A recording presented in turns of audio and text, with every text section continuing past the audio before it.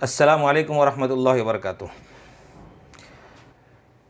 साथियों, आज मैं आप लोगों के सामने वक्फ़ एक्ट, उसकी तारीख़ और उसकी जानकारी क्यों ज़रूरी है, इसके बारे में मुख्तसर वक्त में आपके सामने कुछ बातें रखना चाहूँगा।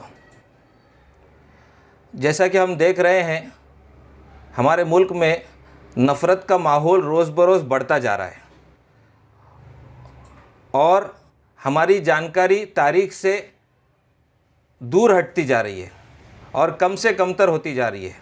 तो इसके लिए ज़रूरी हो गया है कि हमारी औक़ाफ़ की जायदादें और मिल्कियतें, उसकी हिफाजत के लिए हमारे संविधान ने, हमारे कॉन्स्टिट्यूशन ने जो हमें हक़ और अधिकार दिए हैं, उसके तहत उसकी हिफाजत के इक़दामात किए जाएं।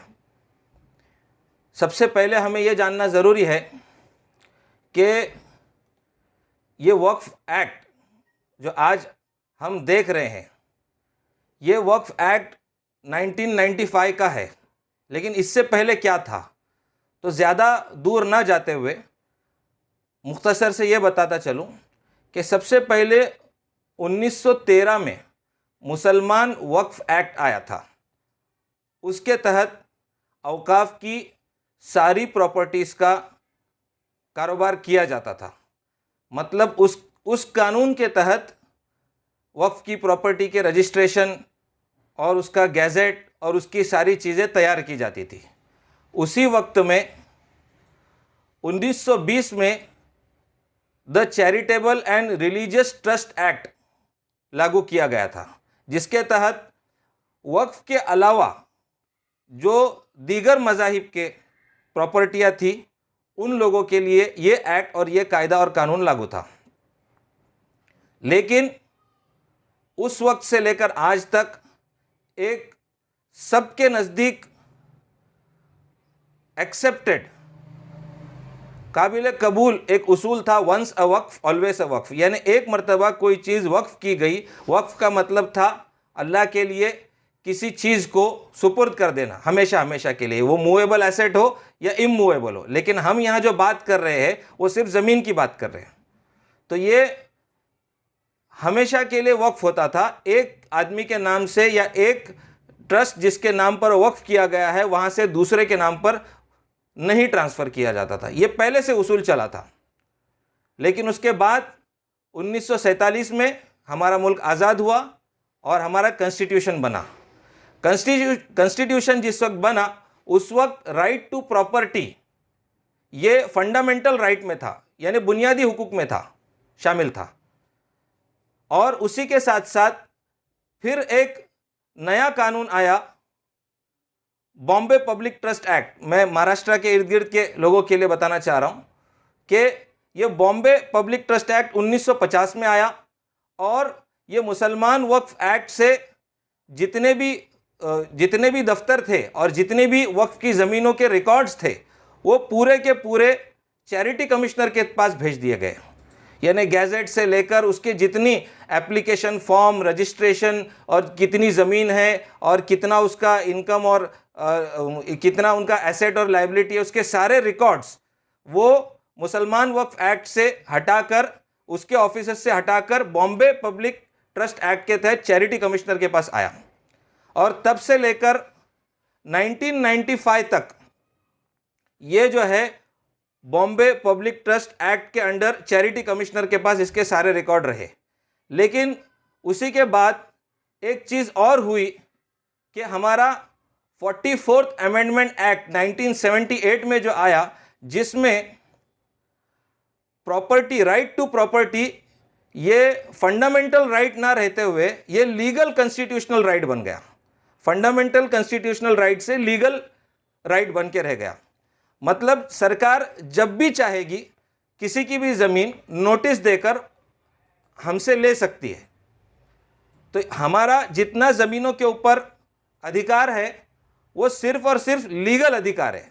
सरकार जब चाहेगी रिजर्वेशन डाल सकती है और ज़मीन ले सकती है, सिवाय वक्फ़ के ज़मीनों के, क्योंकि once a Waqf always a वक्फ़। ये बहुत अहमियत की भरी बात है हमारे लिए जानना ये तारीख को। और ये जानना कि अभी हमारा काम क्या है।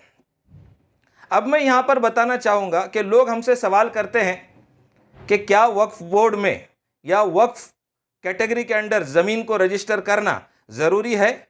हाँ, बिल्कुल ज़रूरी है।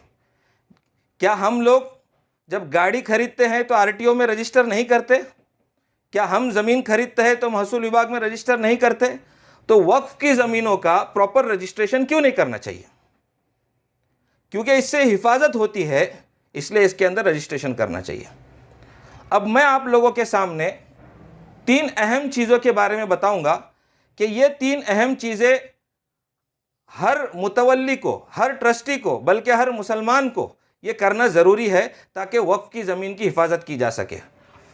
मैं बहुत अहम GR है गवर्नमेंट ऑफ महाराष्ट्र का, इसकी तरफ आना चाहूँगा। यह है 13 अप्रैल 2016 में, ये आप लोगों को स्क्रीन पे दिख रहा है। ये जो GR आया है ये बहुत ही अहमियत का हामिल है।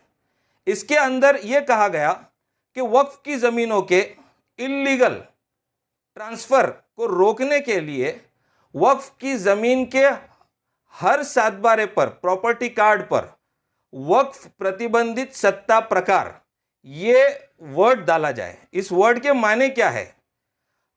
प्रतिबंधित सत्ता प्रकार मतलब लिमिटेड पावर राइट्स, ये इस ज़मीन के तहत है और ये वक्फ की ज़मीन है।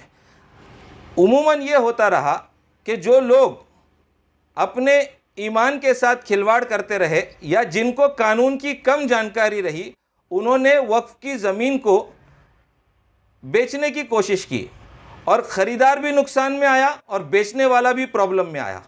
वक्फ की ज़मीन बेची नहीं जा सकती, फिर भी उसकी बिक्री होती रही। उसकी वजह यह देखी गई कि वक्फ की डिटेल जानकारी वक्फ बोर्ड में या चैरिटी कमिश्नर में मौजूद है, लेकिन ज़मीन के जो कागजात होते हैं उस पर कहीं लिखा हुआ नहीं था। तो ये 2016 में कानून आया। तो हर मुसलमान की जिम्मेदारी है कि सबसे पहली जिम्मेदारी तो यह है कि अगर कोई ज़मीन वक्फ की हुई है तो उसका वक्फ बोर्ड में रजिस्ट्रेशन कराए। वक्फ बोर्ड में रजिस्ट्रेशन कैसे करते हैं उसके ऊपर एक अलग वीडियो देंगे, या हमारा कोई कैंप रखिए, वहाँ पर आकर हम आपको इसकी ट्रेनिंग देंगे। तो पहली जिम्मेदारी वक्फ बोर्ड में रजिस्ट्रेशन की है। दूसरी जिम्मेदारी हमारी ये है कि हम जितनी भी ज़मीनें महसूल विभाग में जाकर जितनी भी ज़मीनें हैं या प्रॉपर्टी कार्ड उसके निकालें और उसके ऊपर वक्फ प्रतिबंधित सत्ता प्रकार का निशान लगाएं कि ये वक्फ प्रतिबंधित सत्ता प्रकार मतलब ये लिमिटेड राइट्स है इसके खरीदो फरोख्त के, मतलब ये बेची नहीं जा सकती किसी को कभी। और हमने जब RTI डाला 2 साल पहले तो पता चला कि ये वक्फ प्रतिबंधित सत्ता प्रकार 25% ज़मीनों पर भी नहीं लगाया गया है। इसके बाद एक और GR आया, ये GR की दोनों कॉपी हम लिंक में भी दे रहे हैं। ये GR 7 दिसंबर 2016 को आया था, जिसके अंदर गवर्नमेंट ने ये ऑर्डर दिया था कि वक्फ की ज़मीनों का सर्वे कराया जाए। मतलब ये सर्वे जो है वक्फ बोर्ड से नहीं बल्कि महसूल विभाग की तरफ से था कि जितनी भी ज़मीनें सातबारे के रिकॉर्ड के अंदर या प्रॉपर्टी के जितने भी रिकॉर्ड्स है उस ज़मीन के अंदर अगर वक्फ की कितनी ज़मीनें हैं उसका रिकॉर्ड सामने लाया जाए और जिस पर नहीं लिखा हुआ है वक्फ प्रतिबंधित सत्ता प्रकार उसके ऊपर लगाया जाए। तो हमारी सबसे बड़ी जिम्मेदारी ये बनती है कि इन 2 GR को सामने रखें और हमें अगर पता चलता है किसी ज़िले में या किसी शहर में किसी मोहल्ले में कोई ज़मीन है जो वक्फ की गई है और उसको देखभाल करने वाला कोई ना भी हो, तब भी हम एक मुसलमान की हैसियत से, एक भारतीय मुसलमान की हैसियत से हमारे कॉन्स्टिट्यूशनल राइट को यूज़ करते हुए हम ये एप्लीकेशन दे सकते हैं कि हम ये वो ज़मीन वक्फ की है तो उसके ऊपर वक्फ का शेड़ा लगाओ, उसके ऊपर मार्किंग होनी चाहिए कि वो ये वक्फ की ज़मीन है। 2 जगह मार्किंग ज़रूरी है, एक जगह वक्फ बोर्ड के अंदर रजिस्ट्रेशन और दूसरा जो महसूल विभाग है वहाँ पर, तलाठी ऑफिस कहिए, तहसील ऑफिस कहिए या कलेक्टर ऑफिस कहिए। ये दूसरी जिम्मेदारी हमारी। और हमारी तीसरी जिम्मेदारी यह है कि वक्फ के गैजेट पुराने और नए हम हासिल करें। जिस किसी को भी पूरे महाराष्ट्र का अगर वक्फ का गैजेट चाहिए तो वो हमसे कांटेक्ट करें। हमारे पास बहुत हद तक हर ज़िले के वक्फ की ज़मीनों की जो गैजेट में पब्लिश होते हैं, यानी सरकारी जो न्यूज़पेपर है गैजेट जिसको कहते हैं, उसके अंदर तो हर साल वो छपते रहते हैं। हमारे पास कुछ साल पुराने गैजेट की डिटेल्स मौजूद है। अपने ज़िले के अंदर कितनी वक्फ की ज़मीनें हैं उस गैजेट के ज़रिए आप देख सकते हैं। वो कभी कम भी होती है, कभी ज़्यादा भी होती है, वो हमारे को देखते रहना चाहिए। और वो गैजेट की कॉपी हमसे लेकर या आप अपने ज़िले से लेकर उसके अंदर जो भी वक्फ की ज़मीनें हैं उसकी डिटेल्स वक्फ बोर्ड से या चैरिटी कमिश्नर से हमको निकालनी चाहिए। ये मैं इसलिए बोल रहा हूँ क्योंकि बहुत सी ज़मीनें ऐसी है जो हमारे भी नज़र में आई, जिसको देखने वाले, पूछने वाले ट्रस्टी, मुतवल्लियान नहीं रहे। तो हमारी जिम्मेदारी है कि हम उसकी डिटेल्स को निकालें। उसकी डिटेल कैसे निकालते हैं, ये फॉर्म हमने इसके साथ दे रखा है।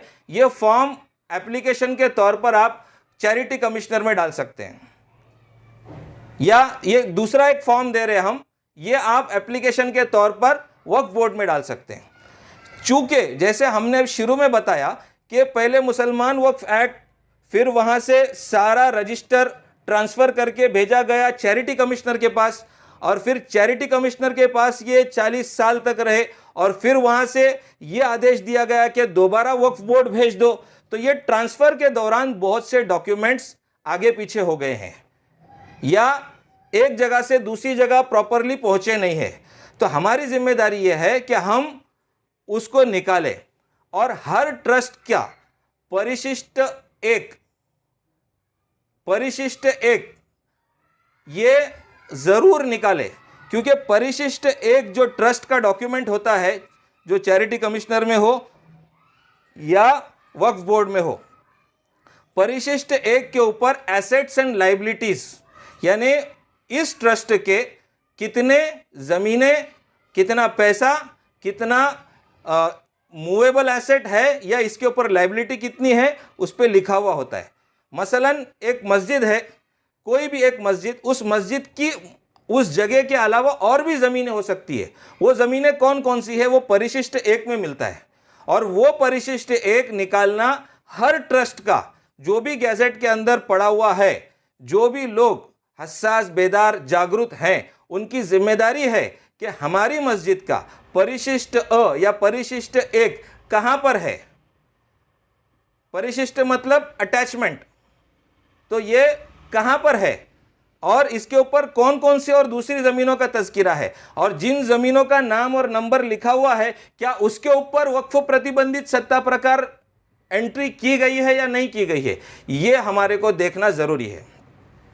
तो ये खुलासे के तौर पर हमारे को आज ये पता चला कि वक्फ एक्ट जो 1995 का है, वो उसकी शुरुआत कहाँ से हुई थी, कैसे कैसे तब्दील होते हुए आया, और उस बीच में हमारा कितना नुकसान हुआ होगा या नुकसान हुआ है, जो इसके अंदर आरटीआई के तहत या जो सरकारी कामों में, कागजात के कामों में लगा हुआ है, वही जानता है कि कितने ज़मीनों का नुकसान हुआ है। और फिर उसके बाद में होता क्या है कि उसके ऊपर आरक्षण लग जाता है।